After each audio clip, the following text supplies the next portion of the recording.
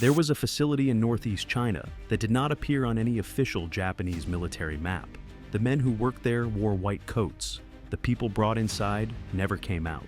What was conducted within those walls between 1936 and 1945 was so extreme that when the full record finally surfaced, seasoned prosecutors at the post-war tribunals struggled to find language adequate to describe it. This is the story of Unit 731. And what was done there in the name of science. Approximately 24 kilometers south of the city of Harbin, in the Manchurian region of northeastern China, a small town called Pingfang was quietly cleared of its residents in 1936. The roughly 300 families who had lived there were relocated without explanation. What was built on the land they left behind was, on the surface, unremarkable. A series of long, low buildings set behind high walls, surrounded by a moat and an electrified fence, serviced by its own railway line, power plant, and water supply. From the air, it looked like an industrial complex. On the ground, it was surrounded by armed sentries and watchtowers. Civilian aircraft were prohibited from flying over it. Local residents who asked questions did not get answers. The facility was operated under the cover name Epidemic Prevention and Water Purification Department of the Kwantung Army. It was not a water purification plant. It was a biological and chemical weapons research program, the largest and most systematically organized of its kind ever operated by any government in recorded history. At its peak, it employed more than 3,000 scientists, technicians, guards, and support staff. It had subsidiary facilities across occupied China and in Singapore. It had its own prison blocks, its own operating theaters, its own autopsy rooms, and its own crematorium. The crematorium ran continuously. The man responsible for its creation and operation was Lieutenant General Shiro Ishii, a Japanese army physician who had become convinced that biological weapons represented the future of warfare, and that the only way to develop them effectively was through direct experimentation on living human subjects. He had the rank, the connections, and the ruthlessness to build what he imagined. Ishii had traveled to Europe in the late 1920s and studied the aftermath of chemical weapons use in World War I. He reviewed the international agreements that had followed, including the 1925 Geneva Protocol prohibiting the use of biological and chemical weapons in war, and he concluded that if every major power had signed such an agreement, the weapons those agreements prohibited must be extraordinarily effective. He returned to Japan with a proposal and spent years pushing it through the military bureaucracy until he received authorization and funding. The prisoners brought to Pingfang were transported by sealed rail cars. They were registered not by name, but by number. In the internal language of the facility, they were referred to as maruta, a Japanese word meaning logs. The term was used routinely. Guards used it. Scientists used it in their research notes. It appeared in official documentation. The choice of that word was not accidental. It was a deliberate mechanism of psychological distance, a way of categorizing the people inside the facility as material rather than as human beings, which made what was done to them easier to sustain over years of operation. Most of the prisoners were Chinese, but the population inside the facility at any given time also included Russians, Koreans, Mongolians, and, during the final years of the war, Allied prisoners of war, including Americans and Australians. The official records that survived the war's end suggest that at least 3,000 people died inside the facility. Most historians who have studied the available evidence believe the actual number was considerably higher. What happened to them inside those walls was not the product of individual cruelty or battlefield conditions. It was organized, documented, funded by the state, and conducted according to experimental protocols reviewed by senior researchers. And it was only the beginning of what Unit 731 was designed to produce. Understanding what that production actually looked like, the specific procedures, the specific instruments, the specific categories of human suffering that were systematically engineered and recorded, requires going inside the facility itself. And what was done there was unlike anything that had been organized by a state institution before or since. The research program at Pingfang was not a single set of experiments. It was a vast, multidisciplinary enterprise that covered biological weapons development, chemical weapons testing, conventional weapons lethality studies, surgical research, and the investigation of human physiological limits under extreme conditions. Different research teams operated in different sections of the facility, sometimes working on problems that overlapped, sometimes in parallel programs that had nothing to do with one another. The biological weapons program was the core of the operation. Ishii's central question was how to weaponize disease, how to grow pathogens in sufficient quantities, deliver them effectively over enemy territory, and predict how they would spread through a target population. To answer these questions, his researchers infected prisoners with plague, cholera, typhoid, anthrax, dysentery, and typhus, among other diseases. They infected prisoners through injections, through contaminated food and water, and through direct exposure to disease vectors, most notably fleas, which were bred in massive quantities at the facility, specifically for plague transmission research. Prisoners who became ill were studied, measurements were taken, blood was drawn. The progression of the disease was documented in clinical detail. When a prisoner died, an autopsy was performed. The organs were preserved, cataloged, and added to the facility's archive of pathological specimens. The autopsies were sometimes performed before death, a practice that researchers justified on the grounds that preserving tissue in its living state provided more useful data. No anesthetic was used in those procedures. The pressure drop chamber was used to determine at what altitude and at what speed of decompression the human body failed. Prisoners were placed inside and the pressure was reduced rapidly. Researchers documented what happened to the human body, to the eyes, the eardrums, the intestines, as pressure dropped to the equivalent of extreme high altitude. Subjects who survived one session were used in subsequent sessions. Frostbite research was conducted extensively, largely because Japanese military planners were concerned about winter operations in Manchuria and Siberia. Prisoners were taken outside in sub-zero temperatures with their arms or legs exposed and forced to remain until the limbs froze solid. Researchers documented the progression of tissue damage. They then tested different methods of rewarming, immersion in hot water, open flame, and other means, and recorded the results. Prisoners who survived with partial limb damage were used in subsequent rounds of experimentation. A section of the facility's research focused on conventional weapons testing on living subjects. Prisoners were secured to stakes or frames in the testing grounds outside the main buildings. Grenades and explosive devices were detonated at measured distances. Researchers recorded the pattern of injuries produced at different ranges. Flamethrowers were tested. The results were used to refine weapons design and to develop treatment protocols for Japanese soldiers wounded by similar weapons. The surgical research program conducted organ removal, amputations, and other invasive procedures without anesthetic, on the stated justification that drugs would contaminate the physiological data being collected. Limbs were removed and reattached to different positions on the same body. Arms transplanted to shoulders on the opposite side, for example, to study circulation and nerve function. Blood was replaced with animal blood or with saline solution to study the effects on the cardiovascular system. Among the more methodically documented programs was the study of syphilis transmission. Prisoners were deliberately infected and monitored across the progression of the disease. Researchers documented the neurological, cardiovascular, and dermatological effects at each stage. The data was compiled into reports that were distributed through the Japanese military medical system. What all of these programs shared was the same operational framework. Human beings brought in from outside, assigned numbers, used as experimental subjects until they died or until the experiment concluded, and then disposed of through the crematorium. The records were kept, the data was archived, and the senior researchers accumulated a body of knowledge that, by the end of the war, represented years of accumulated experimentation on thousands of human subjects.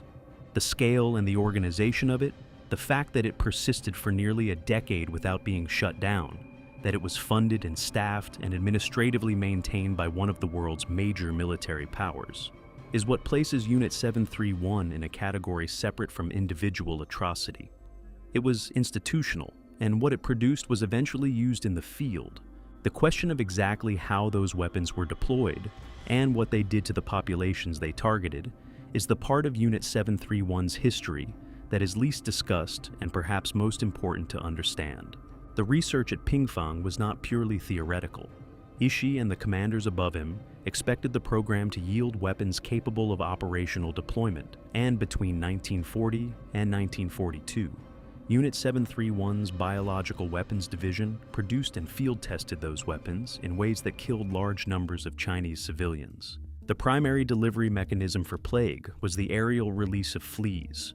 Unit 731 maintained industrial-scale flea-breeding operations. Fleas were infected with bubonic plague bacteria and then loaded into ceramic or porcelain bombs. Conventional explosive casings were not used because the heat of a conventional explosion would kill the biological payload. The ceramic bombs were designed to shatter on impact, releasing the infected fleas into the environment. Between 1940 and 1941, Japanese aircraft dropped plague-infected flea bombs over a series of Chinese cities, including Ningbo, Changde, and several locations in Zhejiang and Hunan provinces. The attacks were followed, in multiple cases, by documented outbreaks of bubonic plague in areas where the disease had not previously been present. The outbreak in Ningbo in October 1940 killed a recorded number of residents and required Chinese health authorities to implement emergency containment measures. The Changde attack in November 1941 was particularly well documented by Chinese and international observers at the time. Witnesses reported seeing Japanese aircraft flying low over the city and releasing what appeared to be grain and other material. In the days that followed, plague-infected fleas were found across the city, and an outbreak of bubonic plague began. 14 people died in the initial outbreak before containment measures took effect. The documented connection between the aircraft and the outbreak was reported by the International Committee of the Red Cross at the time, though the full details of what had been released were not publicly known until after the war. Beyond plague, Unit 731's field operations included the contamination of water supplies with cholera and typhoid bacteria. In some areas of China where Japanese forces operated, wells and water sources were deliberately poisoned with pathogenic material produced at Pingfang. The resulting outbreaks were difficult to distinguish from naturally occurring disease, which was partly the point. Biological weapons that produced deaths attributable to endemic illness were harder to trace and harder to attribute. The scale of civilian deaths attributable to Unit 731's field operations has been estimated by historians and epidemiologists who have studied post-war records, Chinese public health data from the period, and the research notes that survived. Estimates range widely, but the figures most commonly cited by serious researchers run into the hundreds of thousands. Deaths from engineered outbreaks in a region already devastated by war and occupation. There was also a program to develop biological weapons for potential use against the continental United States. The plan, known internally as Operation Cherry Blossoms at Night and developed in the final year of the war, involved using submarine-launched aircraft to release plague-infected fleas over the American West Coast. The plan was approved at a senior level of the Japanese military command and was scheduled for execution in September 1945. Japan's surrender in August of that year came before it could be carried out. The existence of that plan, its approval, its advanced preparation, the fact that it came within weeks of execution, adds a dimension to Unit 731's history that extends beyond what happened inside the facility's walls, or even across occupied China. The program was not a contained atrocity. It was the research and development arm of a weapons system intended for strategic deployment on a global scale. And yet, when the war ended and the men who had run Unit 731 faced potential prosecution, something happened that shaped how the world learned about, and in many ways failed to reckon with, what had taken place in Pingfang. What the American government did next remains one of the most controversial decisions of the entire post-war period. On August 9, 1945, the Soviet Union declared war on Japan and launched a massive invasion of Manchuria. Ishii, who was at Pingfang when Soviet forces began their advance, ordered the immediate destruction of the facility. Buildings were demolished, documents were burned. The remaining prisoners inside, estimates suggest a few hundred were still alive, were killed. The crematorium processed the last of its work. Ishii and his senior staff fled south.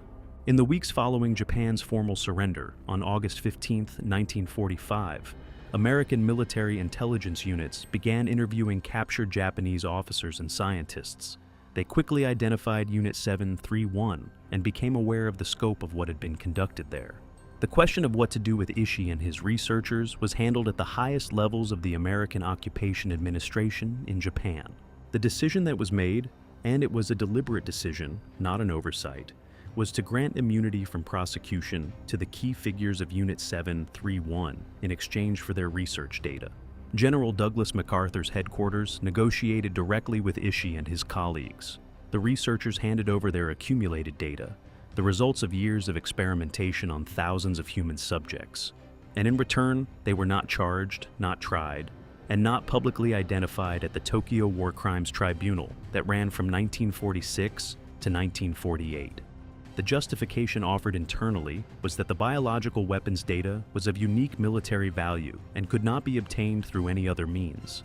American military and intelligence officials argued that allowing the Soviet Union to acquire the data through its own channels, the Soviets had captured some Unit 731 personnel operating in other parts of Manchuria, would be strategically unacceptable. The data needed to be in American hands exclusively, and obtaining it required protecting the men who held it. What this meant in practice was that Shiro Ishii spent the post-war years in Japan, never charged with a war crime, living in relative comfort. He lectured, he consulted, and he died of throat cancer in 1959. His senior colleagues, the men who had designed and conducted the experiments at Pingfang, resumed careers in Japanese medicine, academia, pharmaceutical companies, and public health organizations. Some of them achieved positions of considerable professional distinction in post-war Japan. A former Unit 731 researcher later became the head of the Japan Medical Association. Another became the governor of Tokyo. These were not men who had concealed their wartime activities from their own government. Their activities had been conducted under official sanction at the direction of the Japanese military, with full documentation. The post-war Japanese government knew who they were and what they had done, and it did not prosecute them. The Soviet Union, which had captured a number of Unit 731's subsidiary personnel in Manchuria, did conduct trials. The Khabarovsk War Crimes Trial of December 1949 prosecuted 12 Japanese officers and soldiers for their roles in biological weapons development and field deployment. The accused were found guilty and sentenced to labor camp terms ranging from 2 to 25 years.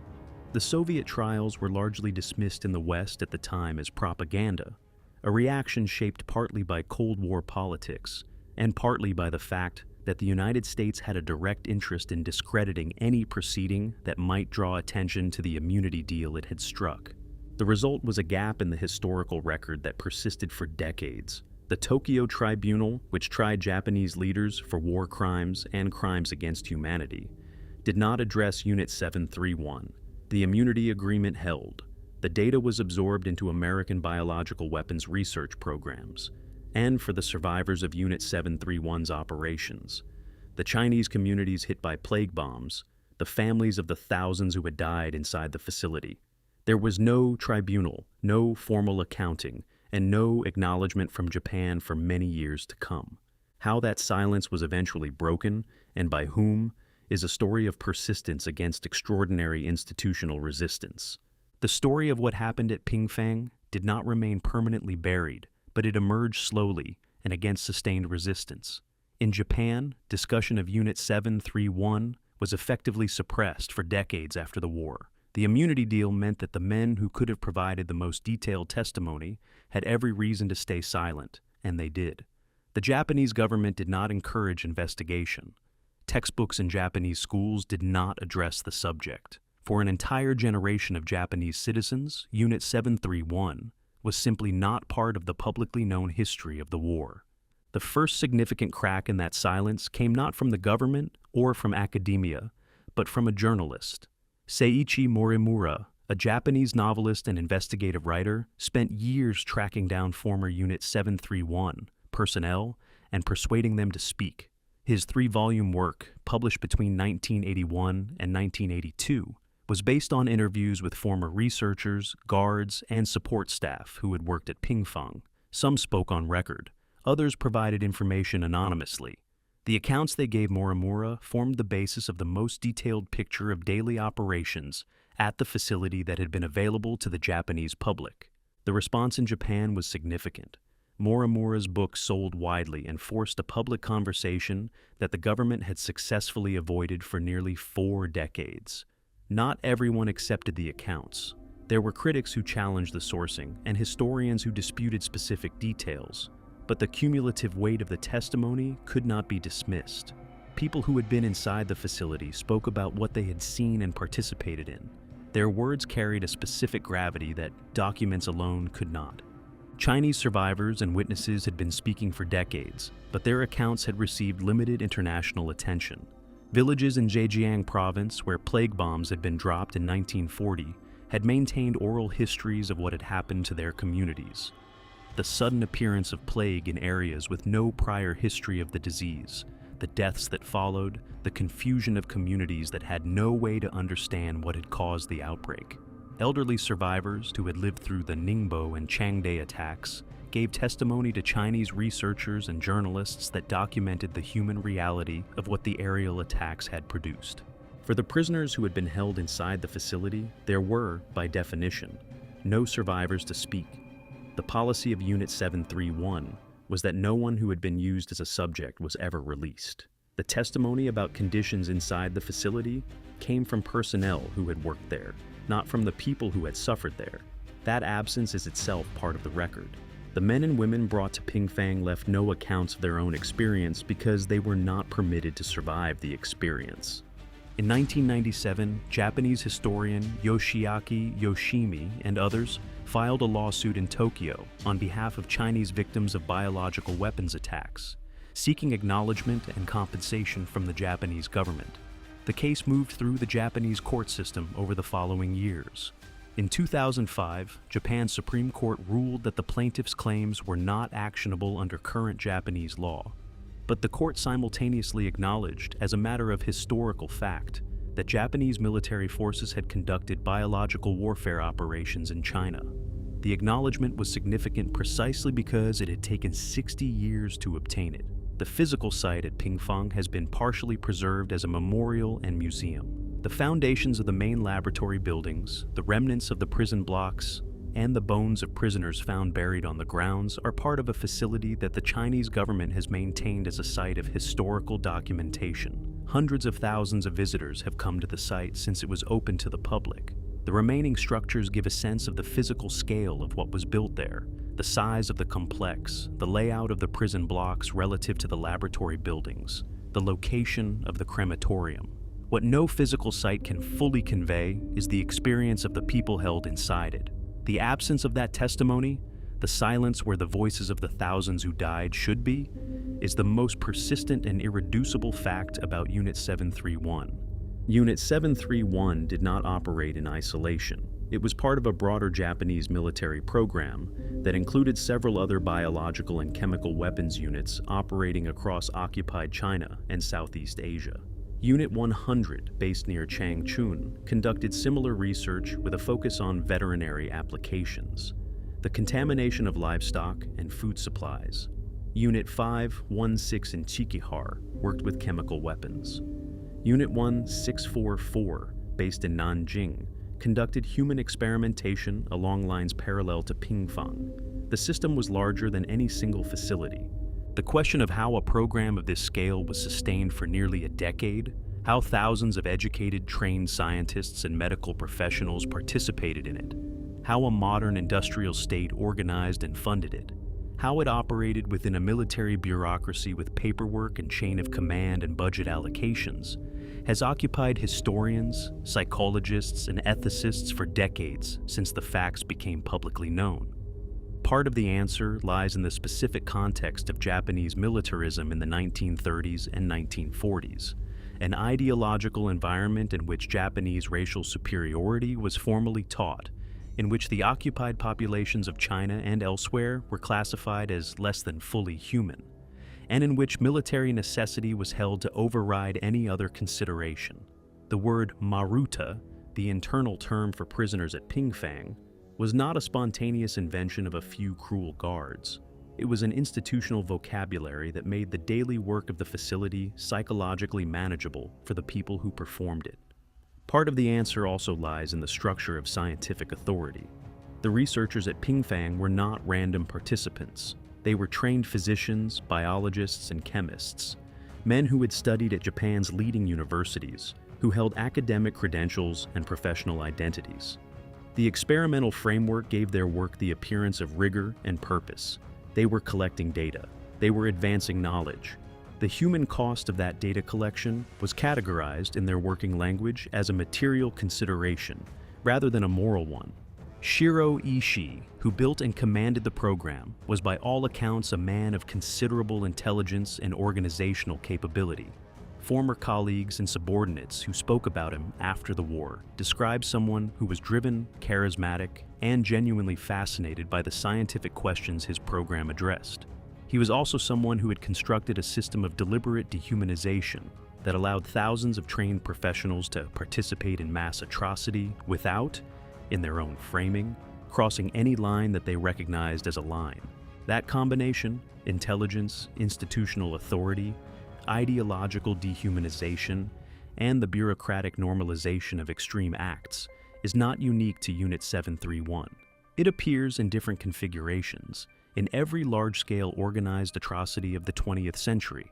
What Unit 731 adds to that pattern is the specific dimension of scientific methodology, the use of the structures and practices of legitimate research as both a practical tool and a psychological cover for something that bore no relationship to any legitimate scientific or medical purpose. The data obtained through Unit 731's experiments has never been used in published peer-reviewed research. The international scientific community, in the decades since the facts became known, has maintained a position that data produced through the methods used at Pingfang cannot be incorporated into legitimate scientific literature regardless of what it might contain. The experiments were not science. They were atrocity conducted in the vocabulary of science. What remains is the historical record, the documents that survived the August 1945 destruction order, the testimony of personnel who eventually spoke, the research conducted by journalists and historians who spent careers piecing together what had happened, and the physical evidence found at the site when the ground was excavated.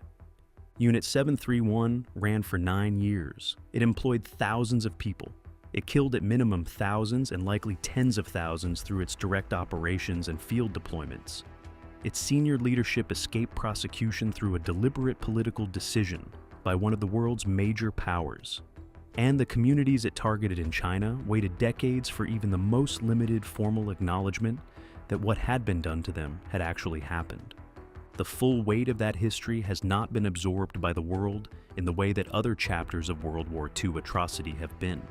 The name Pingfang does not carry the same international recognition as other sites of organized mass killing from that era. The gap between what happened there and how widely it is known remains one of the more troubling facts about how the history of the Second World War has been transmitted across generations.